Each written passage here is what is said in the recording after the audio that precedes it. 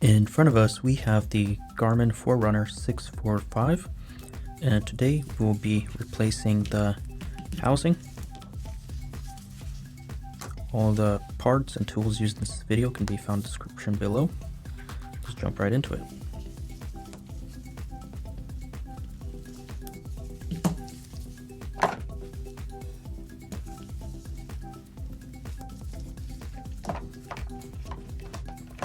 Alright, now what we're going to do is we're going to heat up the bezel here. That'll transfer the heat to the adhesive, and we're going to use this pry tool here to go ahead and pry the screen up. Temperature set to around 150 degrees Fahrenheit, or Celsius. Next, I just put a little bit of alcohol here on the end. We'll just slide that right in. Just pry it up a little. Make our way around. We'll go ahead and disconnect the screen with the plastic spudger.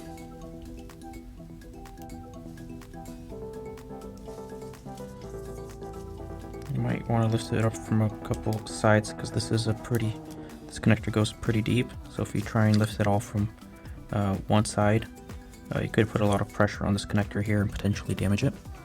Alright, then we got two T5 screws here. For that, let's go ahead and disconnect the connector over here. So we'll grab our T5. Now that we've got the two screws out, the board should just come right out. And there we are. So it comes out with the batteries. We'll go ahead and grab our replacement. So here is our replacement. We'll go ahead and just clean the charging pin contacts here just to make sure they're nice and clean. Make sure connectors are nice and clean, as well as the housing where the screen's going to get adhered back on, and that adhesive won't be sitting maybe up from like oil from the fingers or whatnot, so we'll be properly adhered to the plastic. Alright, now we're going to prep the screen. We're going to just do the same thing as we did to the plastic housing. Just make our way around, and any adhesive that's left, we'll go ahead and pull that off. Oh, hey Joe, what are you doing in there? Trying to fix my headphones to save some money. That sure is a strange way to save money. Why don't you try switching to our channel partner, Mint Mobile, instead? They have the largest 5G network in the nation. Is that the Breathmints company? No, I mean, it's not minty fresh like that, but they can save you a bunch of money. Their plans start at just $15 a month. How much do you pay? I pay $80. Dude, that's insane. It only takes like 15 minutes to switch over. You could save so much money. You could get yourself a new office. You can fix your headphones up right. Sounds good. I'm gonna switch right now. You switch too. Check out the link in our description. All right, well, check it out, Joe. Have a good one. Now we're just going to go ahead and assemble the watch back together. So as we put the motherboard back in, just make sure these pins are not bent so that they're at the proper angle to make contact with the pins. You can always dry fit everything together and just make sure the device does charge and turn on before adhering the screen back on. And to note orientation, so you got the two buttons, just match up the buttons, as well as you got the charging pins to the charging pins.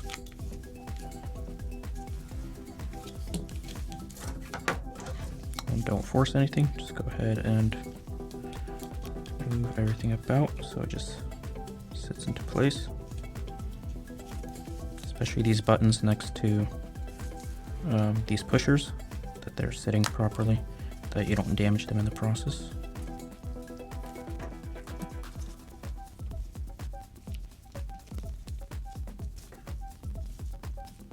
Alright, now we're going to go ahead and fill this groove here up with adhesive. So we're going to use some cold press. This is the clear variant of it. We'll go ahead and just apply a good coat. Especially with these Garmins here, you can go ahead and apply an excessive amount just to make sure that it gets sealed properly. And the excess will just come out the sides that we can clean up. And since it's not anywhere close to the actual display, you don't have to worry about the adhesive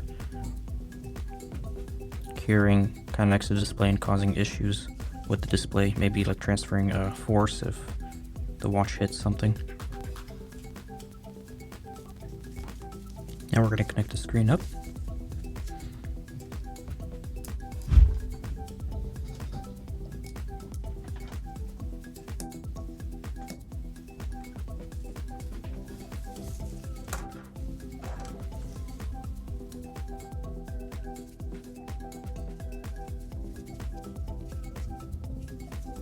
We're gonna clean up some of the excess that came out.